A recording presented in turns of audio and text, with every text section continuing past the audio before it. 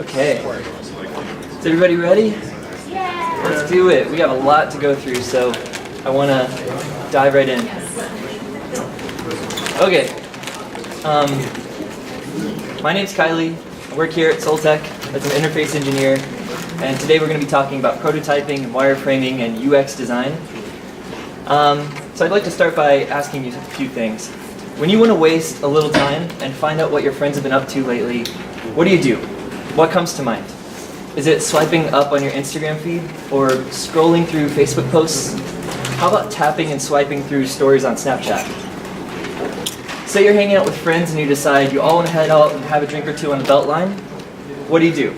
Tap on a ride-sharing app? Or maybe you're not sure if it's going to rain, so you talk to Siri or Google Assistant and tap on the weather results? Each of those apps didn't start off the way they look today, the way they looked in your mind just now when you were thinking about them. In their earliest stages, they weren't the carefully crafted experiences we all know and love. They were messy, they were clunky, they were filled with ideas that never went anywhere, and features that surprised everyone when they became popular. Today, we are surrounded by apps that have grown up from their early, messy beginnings into polished, effortlessly useful user experiences. They're so good, in fact, that it feels almost impossible for us normal humans to build something that good. But we can. Step by step, iteration by iteration, we can build things just as amazing as the tools that we use every day from Google and Facebook and Apple. Welcome to Why You Need a Prototype and How to Make One. Today we're going to talk about what I think of as a secret weapon for people who build products like we do. A tool so simple that we often forget about it, yet so powerful that it can turn a mediocre check-in app into a billion-dollar communication platform. We're going to see how prototyping can help us make websites and apps more useful, more focused, and more valuable. And in the process, we're going to discover how prototyping can make our lives easier, our projects more likely to be successful, and our clients happier. It's a big task, but we're up for it. Again, my name's Kiley Dorton. I'm an interface engineer here at SOLTECH. I'd also like to pause and welcome, we have a guest here who came from Tech 404. His name's Perry. So everybody welcome Perry. All right, so let's go ahead and dive right into it. First, I need a brave soul to volunteer for a little experiment here. Who is willing to volunteer? I'll volunteer. Awesome. Do I count? You count. Okay. You totally count. Okay, go stand right next to that whiteboard if you would. And you can use any of these markers in just a second. Okay, so here is the scenario. I am a farmer and you are an engineer. Every day I have to carry 4 50-pound bags of grain from my driveway to my barn, and that's about a quarter of a mile away. So here's $100 to spend on materials, and I would like for you to help me build something that's going to help me carry this grain. You have about 50, 60 seconds to design something on that will help me get the grain from my driveway to the barn. No pressure. No pressure. Okay. I feel like I got this. Okay. Okay. What a blade. Okay, so point A, point B. Yeah. Okay, so I'm going to build something.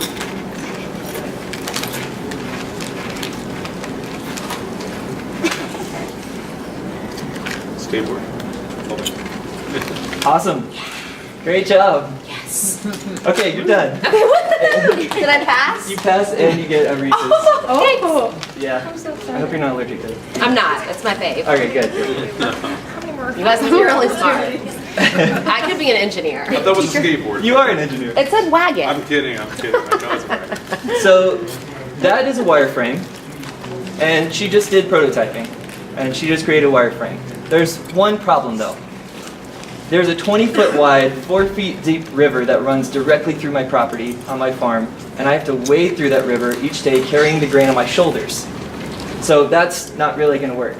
Sorry. I set you up. I'd like the Reese's back. No, I'm just kidding. So what was the one thing that she could have done before spending my $100 and her time and effort designing and building the wrong solution? Asking questions. Yes, exactly. She could have asked me to describe the process that I go through each day carrying that grain. But instead, just like we all do, she dove right into the solution, thinking that she could assume a bunch of things. So 9 times out of 10, that would have been perfect. But it happens that this one time out of 10, I had a special circumstance, and she didn't ask. So this really demonstrates the power of a prototype. A good prototype reveals these kinds of insights early on.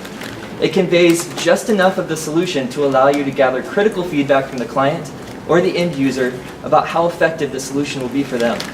The earlier you can get that feedback, the earlier you'll avoid building something that doesn't work for the client and won't be used by end users.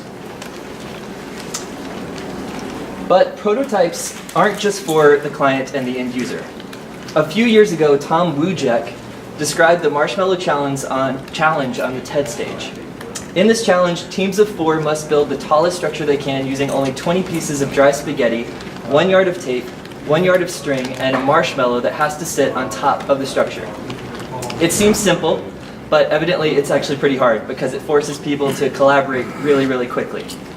Normally, most people begin by orienting themselves to the task. They talk about it, they figure out what their tower is going to look like, they jockey for power in their little group of 4, they plan and sketch and lay out the spaghetti on the table, and then they spend the majority of their time assembling the spaghetti into a structure. And then just as the time is about to expire, they carefully place the marshmallow on top, hoping for the best. But of course, immediately the whole thing crumbles down every single time because the marshmallow is way heavier than you think when it's sitting on spaghetti. He noticed, Tom did, after running over 70 of these workshops that included CEOs, graduates, business people, people in our field as well. After running 70 of these workshops, there were some people who consistently did poorly on this exercise. And they were people not too different from us. They were recent graduates of business school. Most of the time, their structure would collapse. No offense to business school graduates. But then he noticed that there were some groups who consistently did well. And they were recent graduates of kindergarten. Yes, it's true. Every single time, the kindergartners produced the tallest structures and also the most interesting structures, and a significantly higher portion of their structures would stay standing than college graduates from business school. Is that because they ate the marshmallow in half? Probably. Business students are trained to find the single right plan, and then they execute on it. Does that sound familiar to what we do here? When they put the marshmallow on top, as they're completing their perfectly designed plan, just in the nick of time, they find themselves in a crisis when it falls down. But with the kindergarten students, they tended to start with the marshmallow on top, and they build iterative prototypes, one after the other, always keeping the marshmallow on top because they remember marshmallow has to go on top, so they always keep the marshmallow on top, and multiple times they will test it out, correct anything that broke, and fix the structure along the way. In this way, kindergartners beat college-educated adults almost every single time. Wujek calls this the essence of the iterative process. With each version of the structure, the kids get instant feedback about what works and what isn't going to work.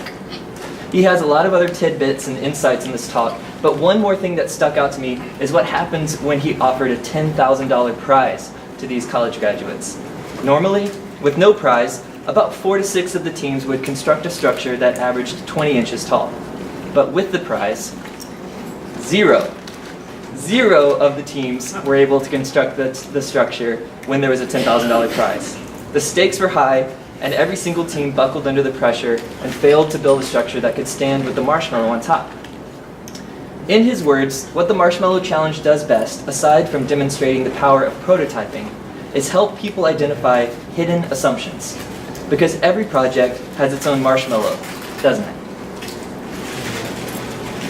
So every project we do here has a well thought out plan and an end goal, just like each of the business school graduate teams created.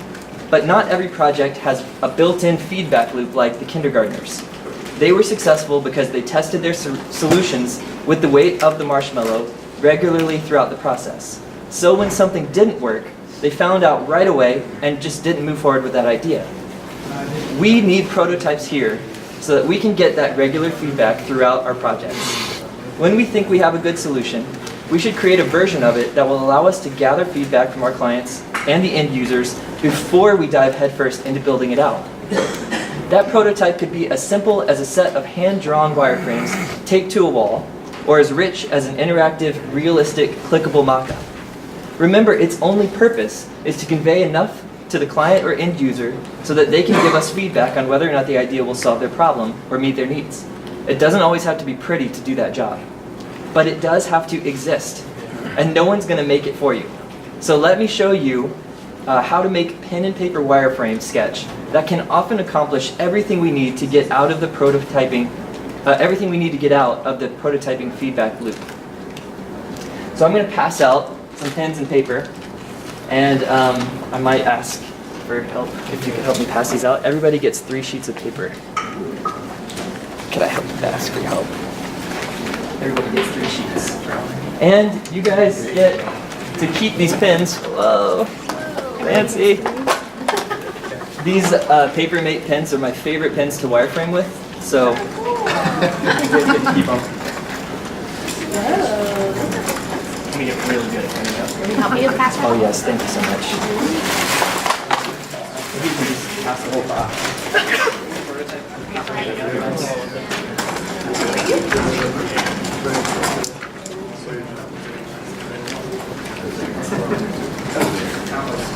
It was amazing.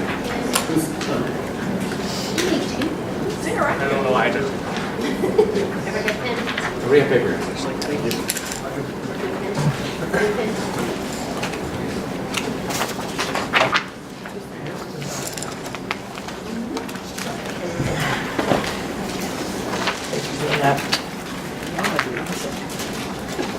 Okay, and it wouldn't be SOLTECH if we didn't try to use some kind of technology to assist us here. Okay, so I'm going to teach you guys 6 techniques for wireframing right now, and I want you guys to practice them, okay? Let's see if this works. Okay, you guys can kind of see that, right? Yeah. Okay. So, first technique we're going to look at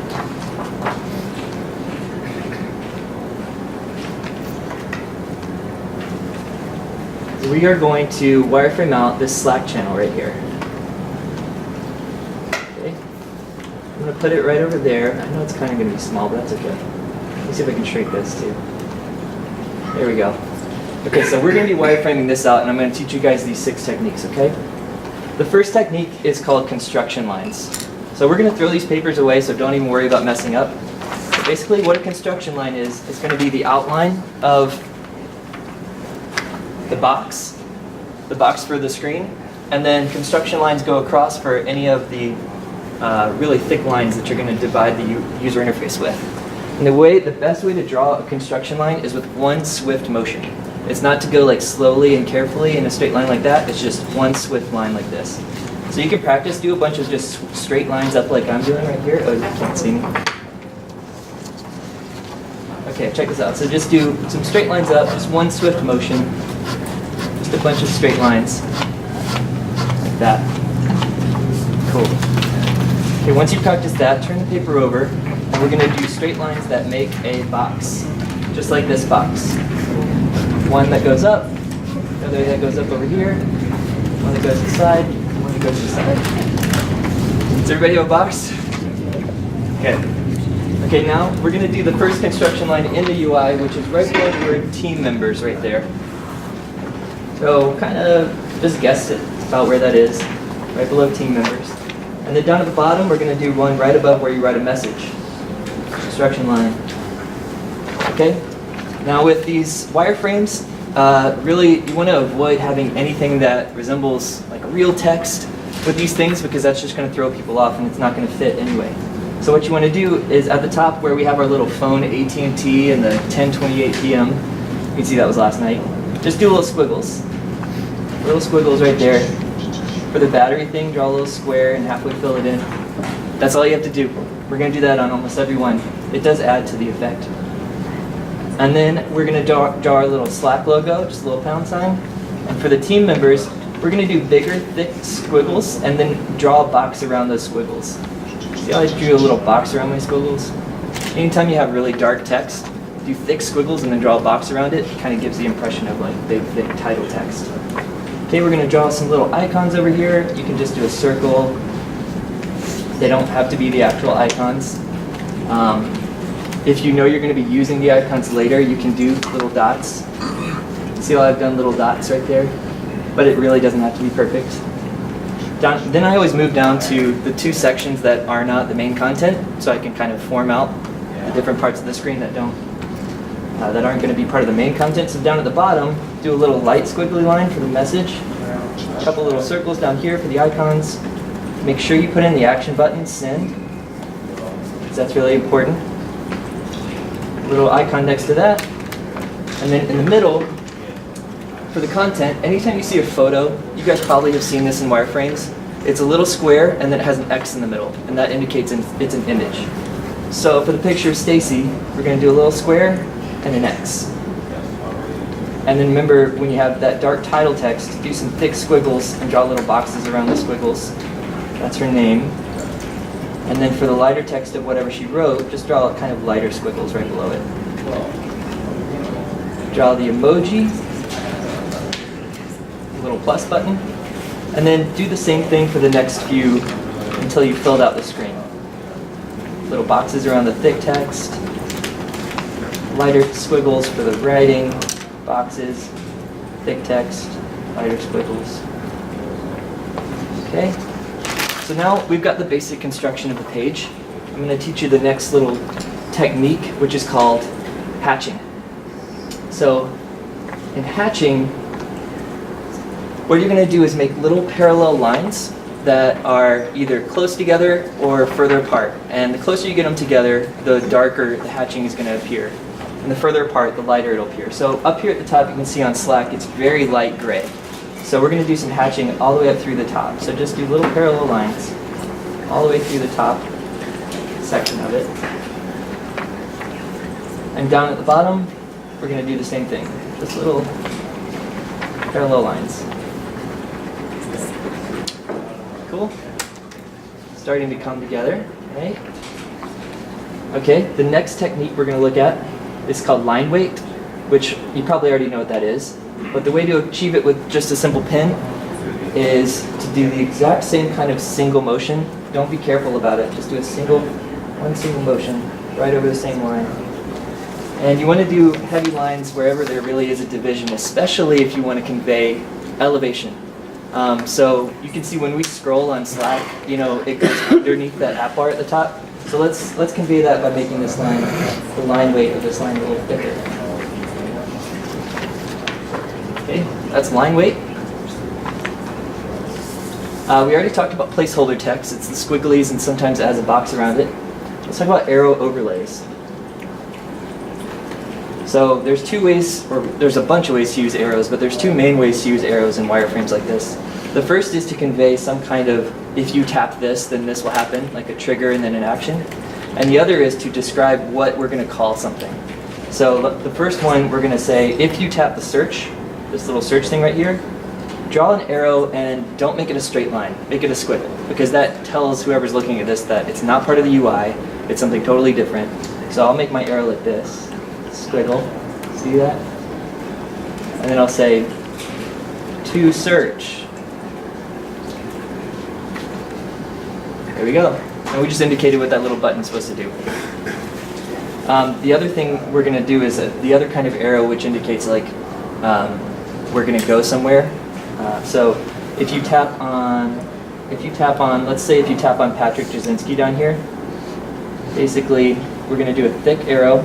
Like so, I don't know if you can see. Oh. Just draw kind of like a thick arrow. I'll show you just a second. Like a big thick arrow. See my big thick arrow? And then we would draw another screen over there to the right. And that screen would show us exactly where we went to Patrick Jasinski's profile. Okay, so that was probably a pretty messy one because that was the first one you did. Let's try another one. Let's do the Google Maps location page. So just switch over to a different sheet of paper and see if you can draw out the construction lines on your own for this one.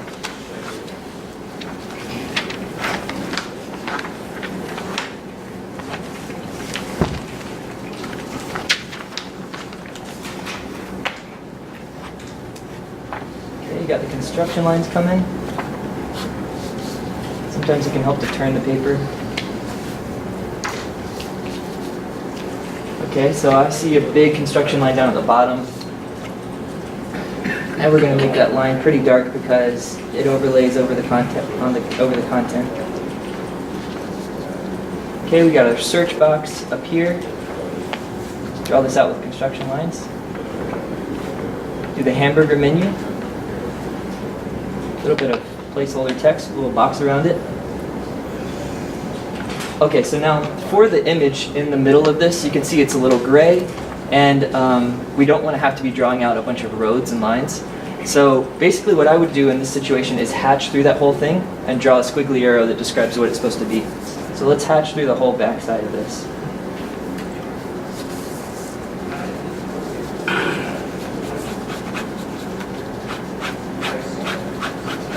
And then I'll draw a squiggly arrow, and it says map goes here. Map goes here. Okay, in the middle of that we're going to put our little map marker. Now down at the bottom, we've got the title of SOLTECH, squiggly line with a box around it. Looks like we have a little image. And then we have two action buttons. It's always important to sort of focus on the action buttons because those are probably going to be the things that you're speaking to in meetings when you use these things. So I always try to focus a little bit harder on the action buttons whenever I'm doing them. I don't write the words of the action buttons in the button themselves. I use little squiggly arrows, and it says start, and a squiggly arrow, and it says directions. Don't try to squeeze in actual text into these little things. Okay, looking good. Let's just push right through this. We got more we want to go through. Okay, let's do the Snapchat camera real quick. The reason I'm showing you this one is because this kind of highlights the power of pen and paper wireframing over using a tool like Balsamiq or wireframing digitally on the web. All right, let's go ahead and make our construction lines for this one.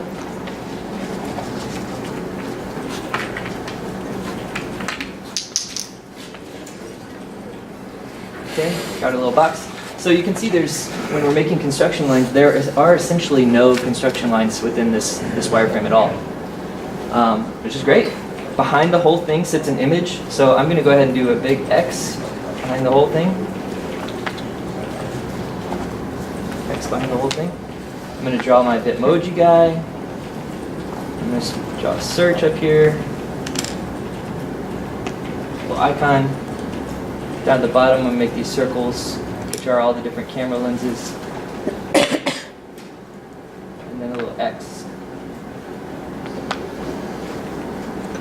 So, we're done. Why the big X? Oh, it just means that's an image. Oh. So, yeah, in fact, we should probably do a little squiggly that says camera, image, plus AR. Yeah, it can convey it in the meeting. Because really all we're trying to do is say, like, here is the general idea. Is this going to work? And if they can get the concept and say, yeah, it's going to work, then you've done the job, you know? So it doesn't need to be any better than that.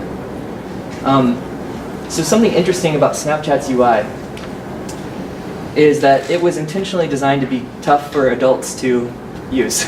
Because at first it was like you had to swipe, there was no indication that there were other screens, it didn't follow any of the same rules that other UIs followed, and that turned out to be one of the defining qualities of the Snapchat UI.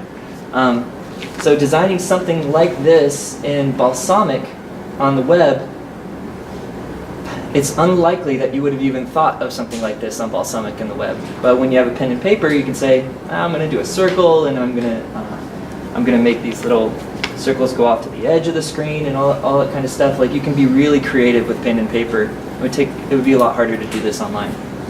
Okay, I'm going to skip past the next few so we can save ourselves a little bit of time. We're going to do the Outlook side nav. And now I want to talk to you a little bit about wireframing interactions. So this is when I get to pass out the nicer paper. Now that you guys are all practiced and you're really, really good, this is the kind of paper that you you want to be making wireframes on if you're going to show a client or if you're going to show your team. It's kind of heavier weight paper, and the pen, especially if you're going to use markers, which I'll talk about tools in a little bit, but markers will do a lot better on this kind of paper than they will on printer paper. So everybody only gets one of these, and we're gonna be wireframing the Instagram interactions.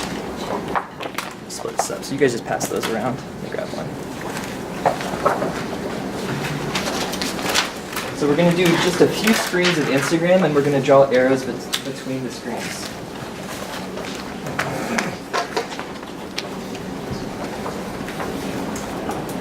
Okay, the first one, and I know you're still passing it out, but it's all good. The first one is the Instagram feed.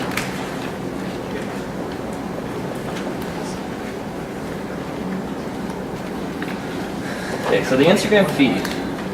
You guys all see the Instagram feed over there? So when you draw this one, I want you to go ahead and put the Instagram feed. This one needs to be sort of the top middle of your paper because we're going to be drawing lines out from the bottom of it. So leave enough space to have whole wireframes on the bottom half of your paper, and only do the top middle for this first one here. So top middle, I'm going to go and up. All right. Let's do our construction lines for the Instagram top. We got our camera icon over here. We got our Instagram logo right there in the middle. We got our little direct message icon over there. We're going to do our image. I missed the little guy, but it doesn't matter. We're going to have some icons here.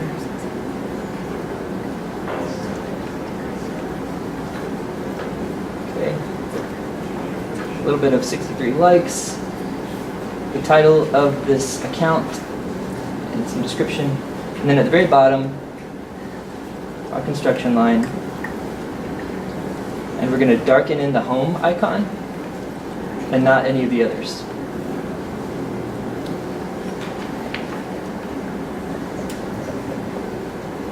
Okay, that is enough to get us through this wireframe exercise, because what we're really trying to do is indicate all of the interactions and the places the user can go by tapping on things here. So the next screen that you can go to, if you want to tap on the direct messages right there, would take you to this.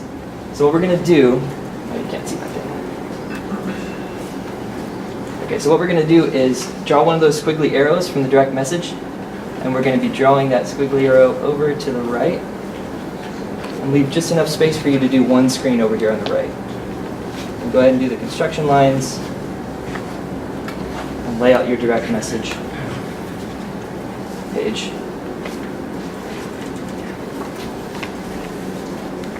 You can be really loose with it because it doesn't matter.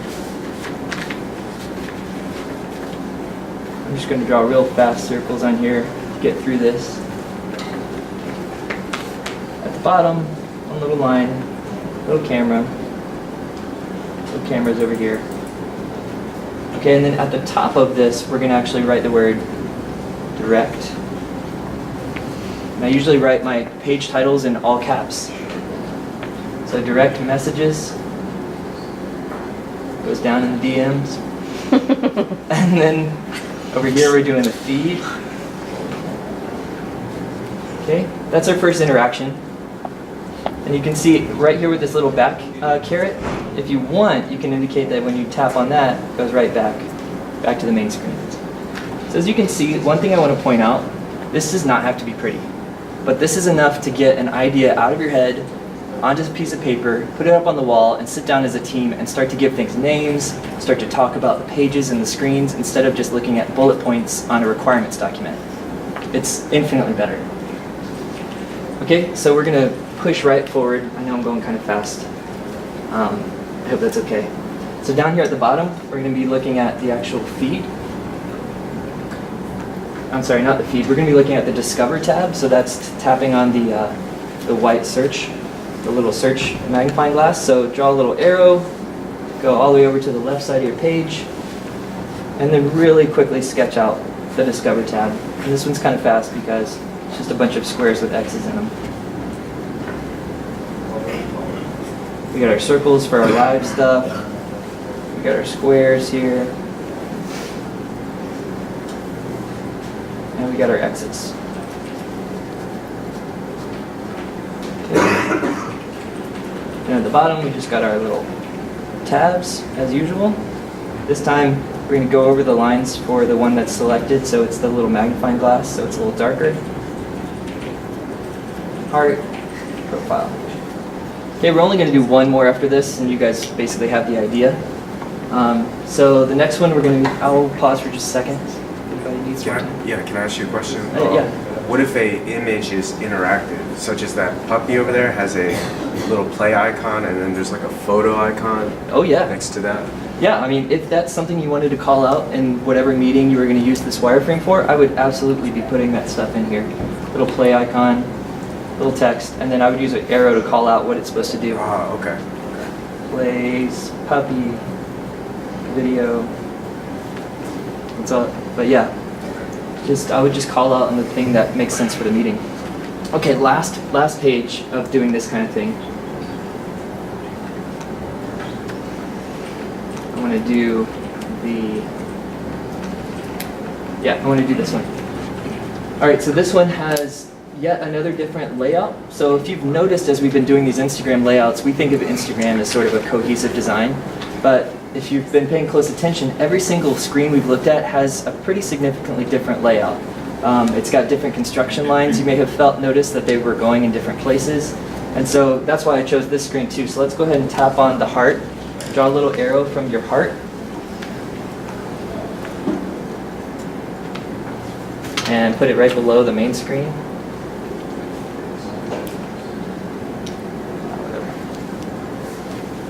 Arrow from the heart, below the main screen, and then draw out your construction lines for this page. So top of the phone, following, view, dark line under it, activity.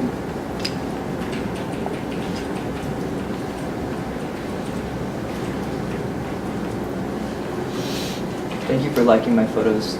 Meet me in ATL. You're welcome.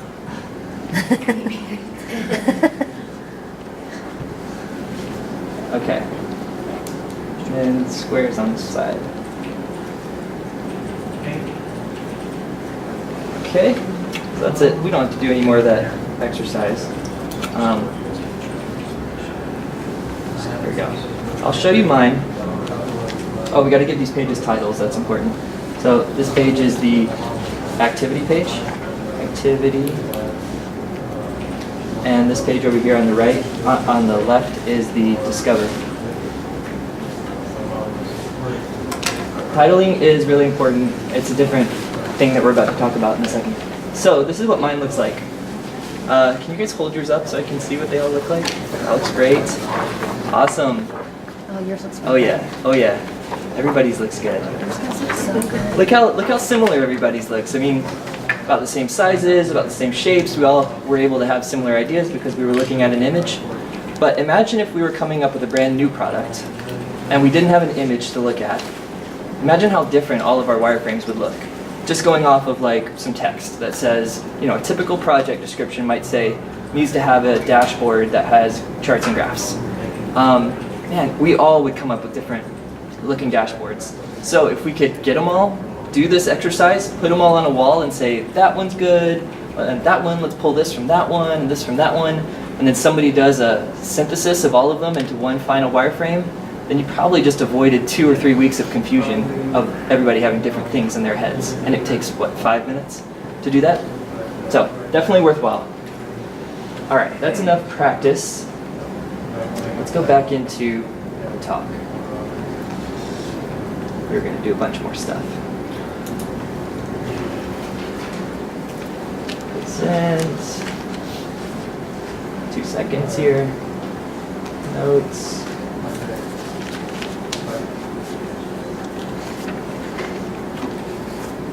Notes. Okay, thank you. All right, well done. That was fun, wasn't it? That's what my notes say. I'd like to point out a few things about what you just practiced. First, you now have all the skills you need to sketch out wireframes.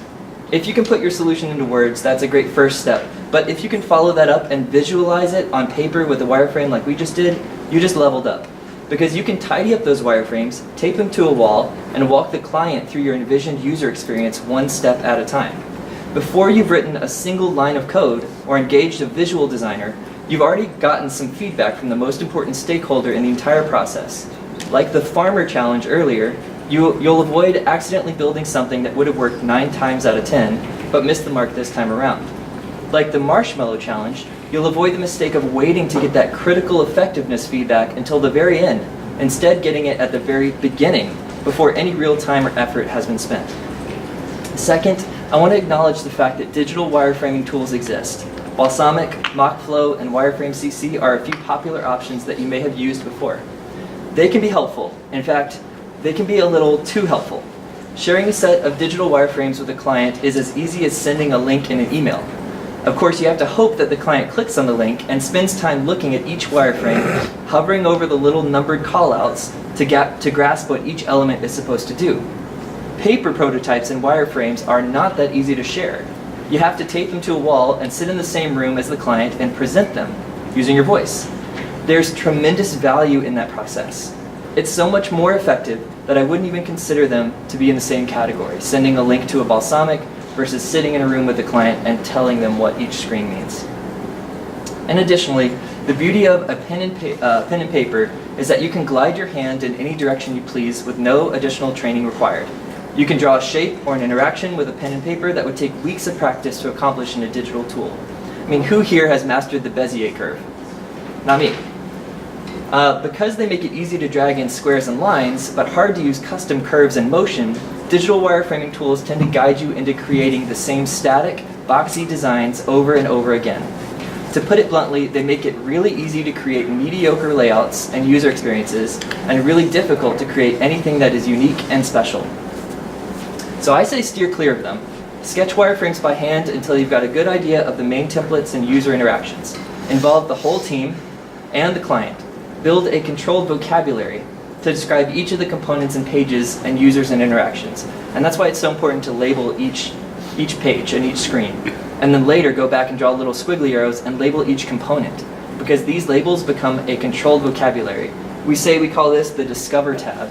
I chose that name because I think that's what they used to call it, but suddenly that name has meaning to all of us. And before, one of us might have called it the Search tab, somebody else might have called it the Picture Filled tab, but if we all agree it's called Discover tab, we instantly have this controlled vocabulary that we can reference throughout the rest of the project. And if you imagine doing that with each of the components, this can transition down into React or Angular apps where you're actually naming components, you're naming CSS classes, and you're using the shared vocabulary you created on day one.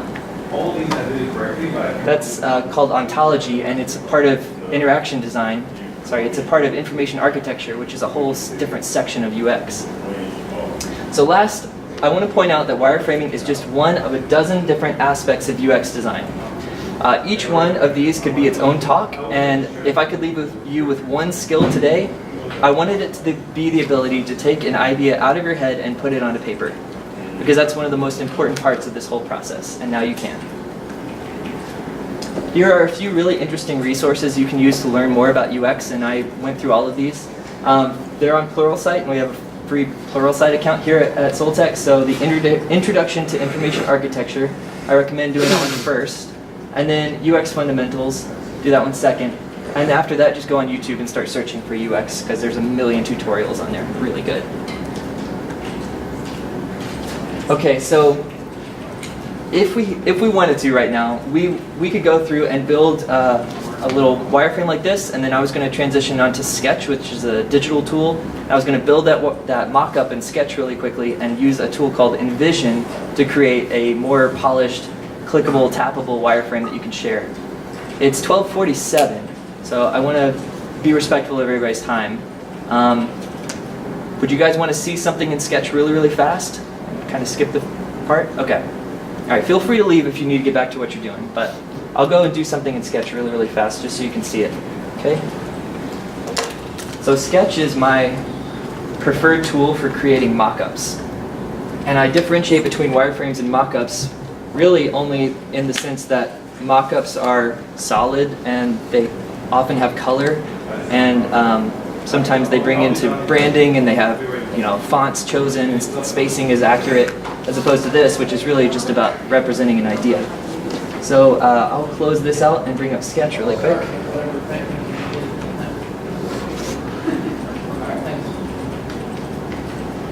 Okay. Here's Sketch.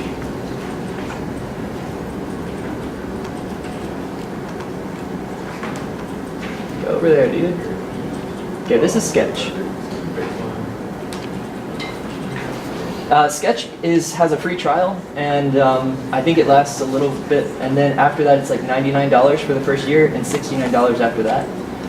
It's definitely the tool to get if I were going to recommend any tool. There are a lot of others like Adobe XD, there's Sketch, you could use Illustrator, you could use Photoshop. Traditionally, Photoshop was used for years and years. But Sketch is really good because everything is kind of laid out like a web developer might want, or web designer might want it laid out. So first we have artboards. So I'm going to do File, New from Template. I'm going to choose Material Design up here. And you can see, just right off the bat, I've got a bunch of different sticker sheets that I can use. So these are cards, really nicely designed cards made by Google. I can take this card and duplicate it. Now we've got 2 of them, drag it around. We could start building out like a card-based application really easily just by duplicating stuff. But I'm going to start from scratch. I'm going to say File, New from Template, just Web Design, which gives us this empty canvas over here. And you can see for web design we have desktop, tablet, tablet and mobile. So I'm going to focus on the mobile one right here. So let's go ahead and add in the top app bar. So you usually do a rectangle for the top app bar, drag that over. Okay, we're good. Let's add in, what kind of app should this be? How about a sandwich ordering app? Okay, so we're going to draw our little sandwich right here. I'm going to press T for text. I'm going to give it a name like the big sub. I'm going to make it black.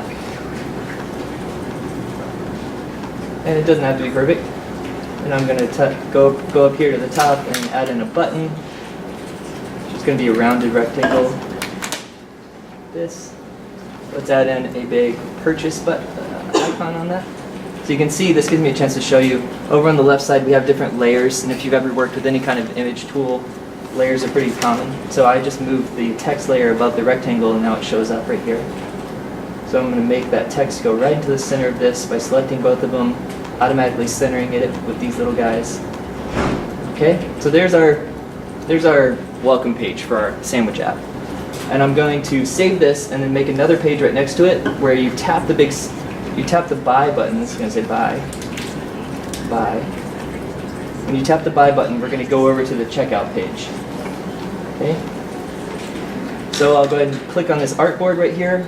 I'll duplicate it by doing Command D. And now we're going to turn this into our checkout page. So here we've got our big sub. It's going to say checkout right here. Let's put in some form fields really quickly for their credit card info. So we'll get a rectangle, make the fill white. This is going to be their name. Put a rectangle below it for their credit card info, and then they click checkout. There we go. That's our whole really beautiful app, right? So now let's put this thing into Envision, which is an online tool that lets you take any of these designs and make them tappable and clickable and gives you a link that you can share, pull it up on your phone and say, this is my app. So let's do that. So I'm going to click both of these artboards, and I've got this little tool here called Craft. Craft is made by Envision. If you click sync right here, I can choose on my prototypes right here. I'll create a new prototype. We'll call it SOLTECH Sandwiches. It is an iPhone prototype. I'll create it, sync to Envision. And now let's click on this button right here and the text. I'm going to group it together and press the letter C. And when I press the letter C, you can see I get this arrow here. the arrow says like, what do you want me to do when somebody clicks on this button? And I want you to go to this artboard over here.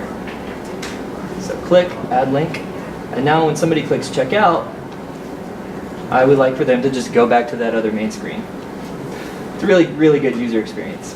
So I'll press the letter C, I'll click back to the main screen, I'll say link to a screen, add link, now they're going to go back. So I'll click sync to Envision. Now let's go take a look at this thing. So on Envision app,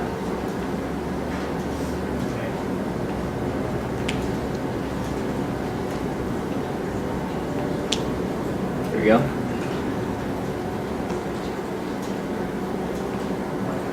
Envision is free for like 3 projects, so it's great to get started with, and then you have to pay. So here is our prototype right here that we just made. You can see some of my other prototypes, like some are more high fidelity and some are really dinky. Doesn't matter. So I'll click on the one we just made, View Prototype. I'll click on our Big Sub button here, and check it out. We have our little iframe of an iPhone, and if you click on the Buy button, tap on it, oh, we go to our checkout page. Click checkout, and you're back to the Buy button. And if I were to click SMS to mobile, enter number, put my phone number in there, click send. It's just that easy to send that little mock-up to your client. And suddenly I've got this link right here on my phone. If I open that link up, it's on my phone and I can swipe through it. Really, just like, it looks just like that. So that took us 10 minutes, but you can imagine if you spend a couple days on that sketch, you make it look really nice, upload it to Envision, and you've got a mock-up that you could actually take to an end user and say like, this is basically how the app is going to look and feel. Can you tap through it for me and let me see where you stumble? Let me see what you don't understand. Tell me if you would actually use this thing. And we haven't written a single line of code. Only one person had to do this. So I think this really shows off the speed and the value of prototyping and then making mock-ups. So I think that's it. Thank you so much, and I hope you enjoy it. Any questions? Anybody have any questions? Yes. So Envision is coming out with their own design tool. Yeah, Do Studio. you think that's going to change the way you do things with the way you design? Absolutely. Studio is coming from Envision, and it's like Sketch, but with motion and a bunch of other really cool things. It's more similar to like Framer, if you've ever used that. I think it's totally going to change things, and Envision deserves this because they've done so much good for our UX community. I think it's really going to change things, so I'm excited. I'm on the early access program. Are you? Yeah. Did you have one? Yeah.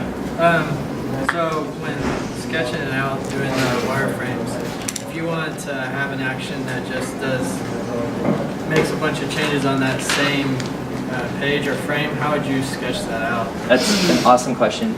The squigglies basically can point to, like, they can point to duplicate screens. So like I would take that screen and either make a copy of it, like on the copy machine, and then I would have the squigglies actually point to the same screen, or you can just redraw it right below, and don't draw anything that's not relevant to what you're trying to show. So just draw just the form field if that's all that you're trying to indicate that it changes. Yeah. And I did bring, for anybody who's interested, these are some of my old sketches from my last job. And so they show like what somebody would pay for, I guess, when it comes to like wireframing and, yeah, wireframing. So let me just show you a couple of them real quick. So they're all done in pencil. I want to show you what's some red lines. Here we go. So this is a pretty good example of like, I used this to go through the entire application end to end, just in pencil, and we spent 1 week going through revisions together as a team, and didn't do any coding or design work other than just this pencil and paper, and I feel like it probably saved us like a couple months of trying to build something in code, looking at it, seeing if it works, saying it didn't work, going back, redoing it. So if anybody wants to look through this, I'll leave it up here. Okay, yeah, that's it. Thank you. Awesome.